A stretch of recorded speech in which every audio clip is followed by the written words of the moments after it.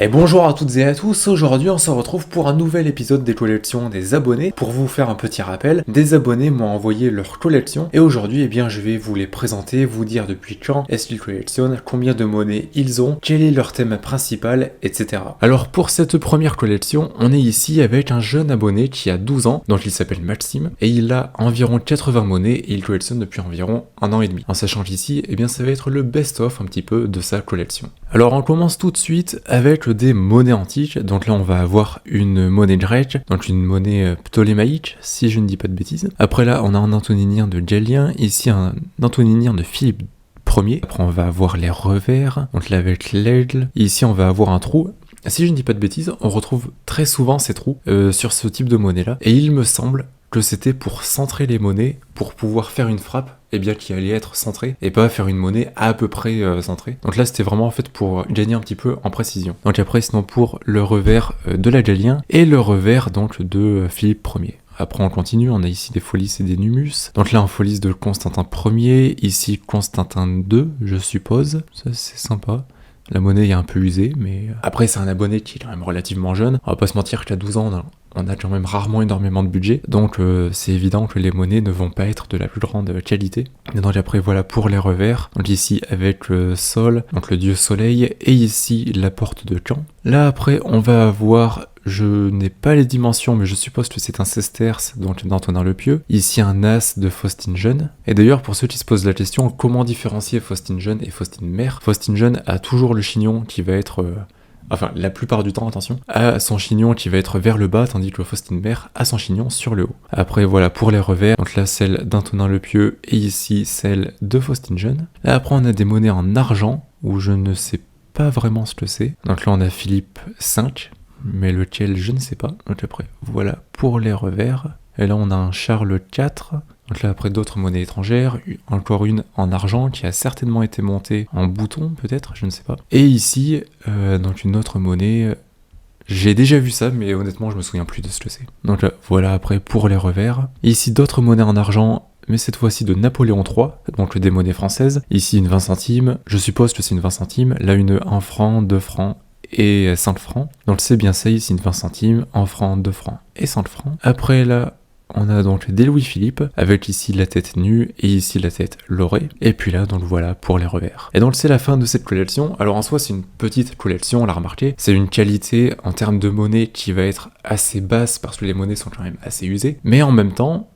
c'est une jeune collection, c'est une collection d'un jeune abonné, d'un jeune collectionneur également, et donc à cet âge-là c'est compliqué quand même de faire mieux. Enfin bref, en tout cas Maxime, bravo pour ta collection, et puis en vrai j'ai hâte de découvrir comment elle va évoluer avec les années, donc en espérant que tu continues de collectionner. En tout cas merci pour ton partage. Alors pour cette deuxième collection, en sachant qu'il y en aura 3, on est ici donc avec Alexis qui a 19 ans, et lui ça fait 100 ans qu'il collectionne, en sachant qu'il collectionne les monnaies romaines et les monnaies françaises en argent. On part donc directement avec ici les monnaies romaines. Donc là, on va avoir un magnifique sesterce d'Auguste, enfin d'Octave et de Jules César, je suppose, je n'arrive pas à lire. C'est dommage, elle a été montée en pendentif, je suppose, mais en tout cas, c'est rarement le cas, mais on dirait qu'il y a quand même pas mal de reliefs, ce qui est assez rare sur ce type de monnaie, et qui est au passage une monnaie que j'adore. Alors j'avais pas vu, mais c'est classé par dynastie, donc là les Julio-Claudiens. Ensuite on a un autre... Alors ça doit être un as, je pense, d'Auguste. Ici, un denier de Tibère, donc la fameuse monnaie comme quoi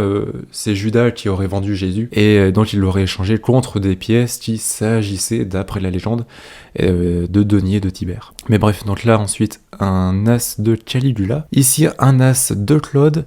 Là, on a un Duponius de Néron, et là, un denier de Galba. Ici, on a le denier de Galba, très jolie monnaie quand même. Galba, c'est pas facile à avoir quand même comme empereur. En même temps, il n'a pas régné très longtemps, de 68 à 69, si je me souviens bien. Et donc là, après, pour le revers, donc ouais, c'est sympa. Ensuite, voilà pour les revers des pièces. Donc là, on va avoir la tête de César. Juste avant, on avait la tête d'Octave. Là, après, pour le revers, donc de l'as d'Auguste. Donc avec une couronne et de la légende. Là, le denier de Tibère avec Livy, si je me souviens bien. Ensuite ici l'as de Caligula, l'as de Claude. Ici le Duponius de Néron qui a souffert.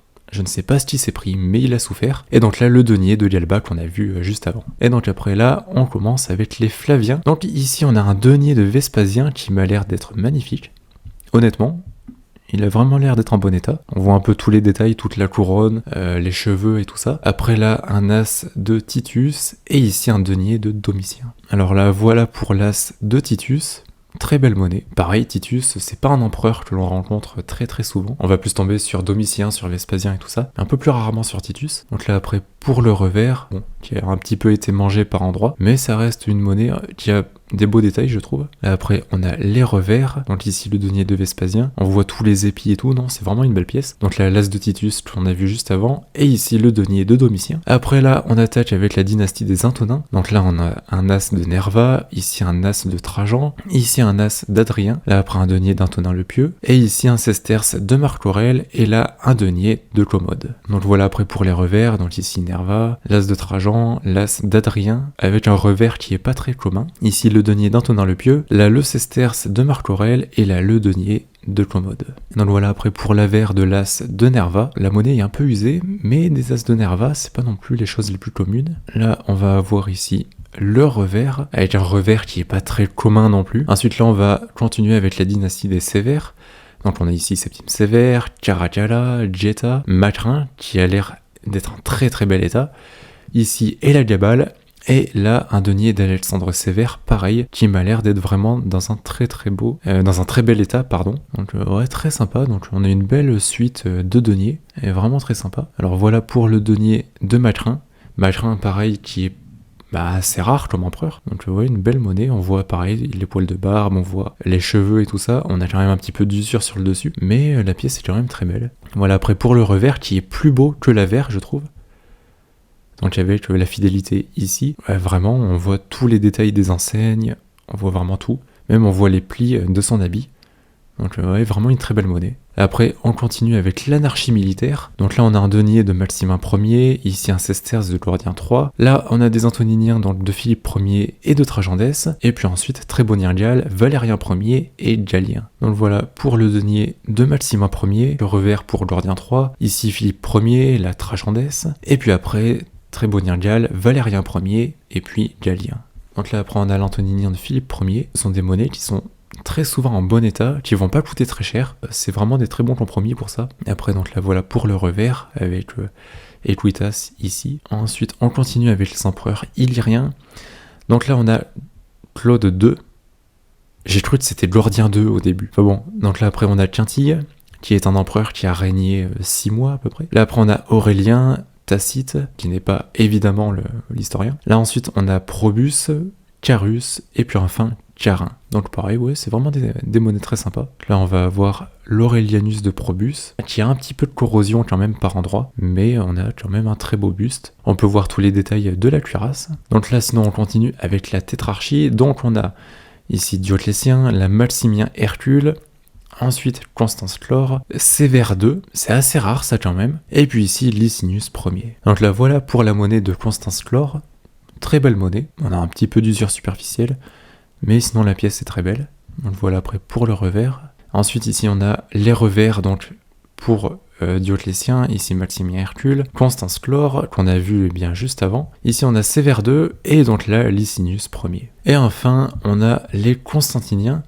Donc là, Constantin Ier, Constantin II et Constant. Donc voilà, pour les revers, pareil, ça c'est les monnaies que l'on a tous quand on commence. Donc le fameux numus avec les soldats sur le revers, ou encore avec le trophée pour varier un petit peu. Et donc là après, la monnaie de Constant. La monnaie un petit peu plus précise, qui est quand même très jolie.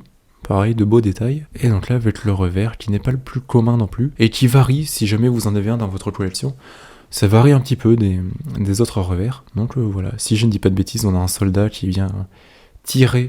Alors, pourquoi il le tire, honnêtement, je n'ai pas l'histoire de ce revers, mais il vient tirer un résident de sa hutte. Et enfin voilà, c'est un revers qui est quand même sympa. Alors, est-ce que c'est un symbole où il vient déloger des habitants, comme quoi ils viennent prendre des terres en plus, je ne sais pas du tout honnêtement. Mais voilà, si jamais vous en savez plus, n'hésitez pas à le dire. Et enfin voilà, en tout cas c'est un revers qui reste très sympa. Mais donc voilà pour la collection d'Alexis, donc déjà merci beaucoup à toi. En vrai c'est quand même une très belle collection, il y a certaines monnaies qui vont être très belles, certaines monnaies qui vont être quand même assez rares. Et donc voilà, je trouve que c'est une belle collection quand même variée et qui est assez intéressante quand même, surtout qu'on a toute l'historique entre guillemets. Et donc maintenant il reste plus qu'à combler les trous et à trouver tous les empereurs qu'il manque. En tout cas oui, ça fait une très belle collection et merci beaucoup pour ton partage. Alors maintenant pour cette troisième collection, on est ici avec la collection de Françoise.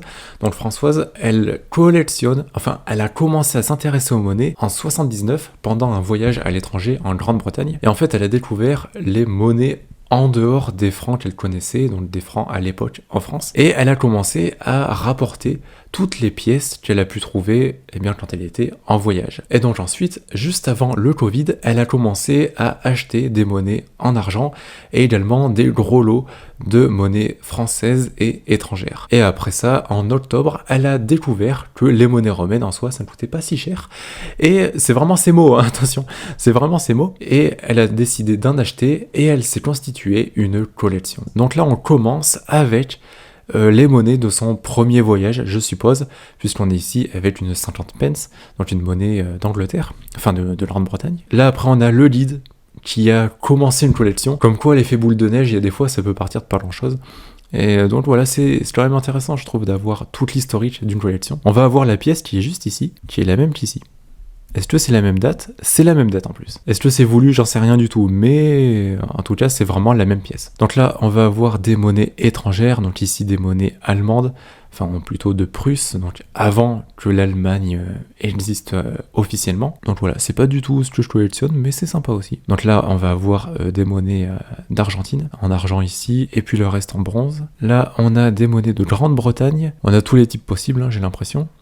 Donc on a pas mal de périodes, on a pas mal de types, très intéressant aussi, même si là malheureusement j'y connais pas grand chose. Ensuite des monnaies américaines, donc un penny, ici des 5 cents, des dimes, des quarts de dollars et tout ça. Donc là on continue avec des monnaies italiennes, les fameuses monnaies qui ressemblent à chaque fois à des monnaies de Napoléon III mais qui n'en sont pas. Et donc là on commence avec les monnaies françaises. Donc là Louis XIV, Charles IX, et ici après des 10 francs, 50 francs Hercule. Là on a les 100 francs Hercule là, qui vont être un petit peu plus anciennes quand même que celles-là qui vont être plus contemporaines, on va dire. Ici des 10 francs qui vont être commémoratives. Là, 100 francs Cérès, Louis-Philippe, Napoléon Ier. Et ici, une quart de franc de Louis-Philippe. Là, après, on va avoir des semeuses, donc ici des 1 franc. Ah, il y a des 50 centimes aussi, je n'avais pas vu. D'autres monnaies en argent, mais qui vont être étrangères. Donc là, on a un 2 shillings, pour le coup, qui n'est pas en argent. Une 2 marques, une 1 marque, un demi-marque. Ici, un golden.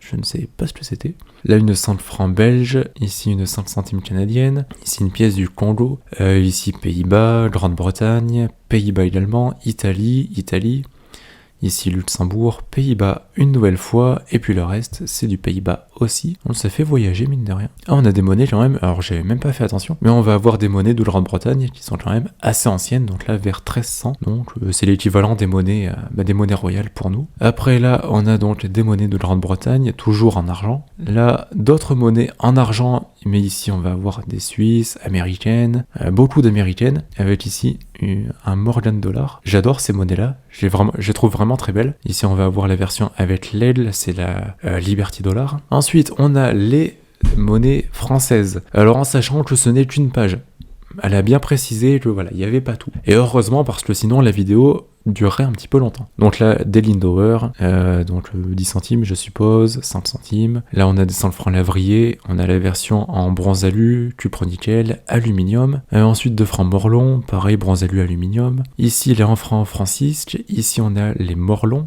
des Morlons encore. Là on va retrouver toutes les monnaies un petit peu plus récentes ici, donc les 10 francs Mathieu. Là les 10 francs Giraud, après on a les Turins. Ici on va avoir donc on retrouve les Lavriers qu'on a vu juste avant. Là les 100 francs commémoratives, ici des semeuses, là des semeuses et là des Lavriers. Après là on continue, donc des demi-francs je pense, semeuses. Et puis ici des 1 francs chambre de commerce, Morlon, Francisque et encore des Morlons. Et donc là on attaque les monnaies romaines. Donc là on a un denier d'Antonin le Pieux, ici un numus d'Arcadius, un tétradrachme d'Aurélien, un Aurelianus d'Aurélien, un Aurelianus de Carin, ici on a Claude. Alors c'est pas du tout dans l'ordre, mais c'est dans l'ordre alphabétique. D'accord, je me posais la question, pourquoi il y avait Claude ici, mais je viens de comprendre. Donc là, on a un cadran donc, de Claude, pareil ici.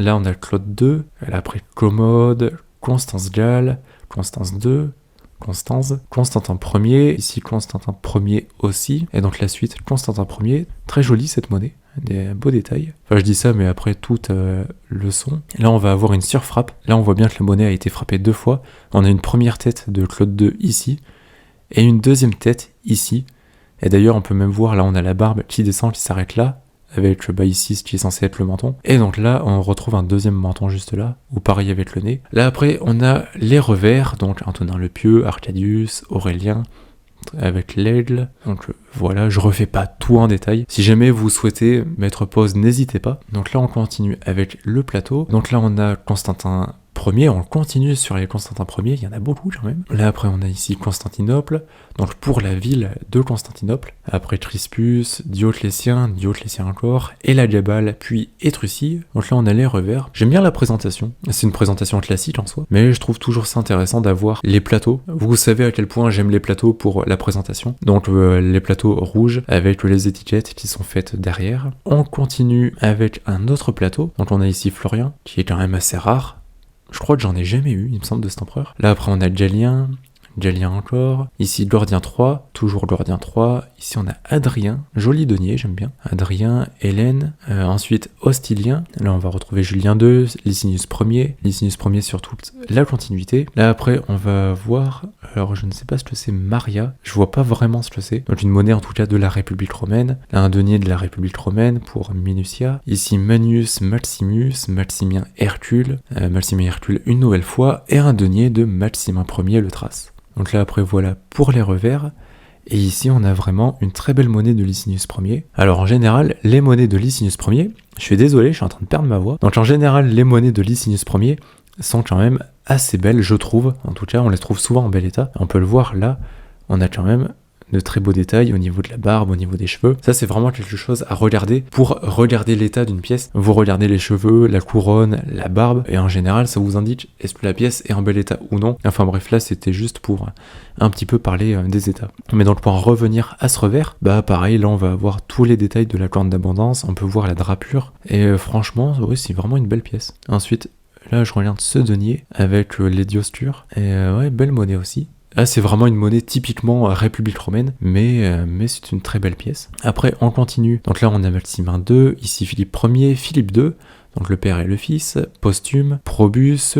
Quintille, Rome. Tout à l'heure, on avait un humus de Constantinople, donc pour la ville. Là, on a un humus de Rome, donc pour la ville, évidemment. Là, on a Salonine, Septime Sévère, Séverine, assez rare comme pièce. Tacite, c'est Tacite, ça ? Ok.